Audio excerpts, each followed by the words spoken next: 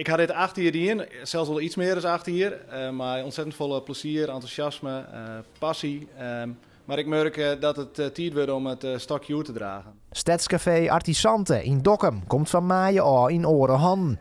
Eigenaar Ido Pranger vindt het na meer dan 8 jaar genoeg. En is daar aan een oren uitdaging. Het bedrijf komt in een orenfase terecht. En ik merk dat mijn plezier en enthousiasme echt uit de fase komt van het opbouwen en het delzetten. Dat wil ik eigenlijk meer doen. En dit bedrijf stiert. En ja, je kan een oor met volle plezier en enthousiasme ook verder op hun manier. Het Stadscafé is intussen een begrip in de regio.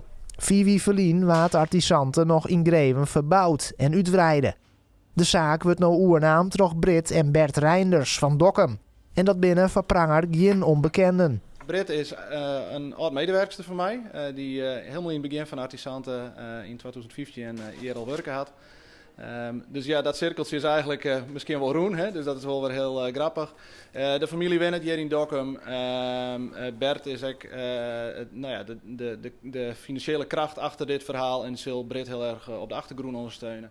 Op 1 maart jouwt Pranger de kaaien aan de nieuwe eigenaars. Hij zal hem voor eerst richten op het ontwikkelen van paviljoen La Barca bij Oost-Nahorn. Ik wil weer wat een oren komt van de sector, dus ik wat meer het recreatie gebeuren met de bootverhuur, een orenomgeving en daar ik wil weer echt vanuit de groen opbouwen. Dus ik merk dat ik daar gewoon echt mijn energie van krijg en weer enthousiast van word.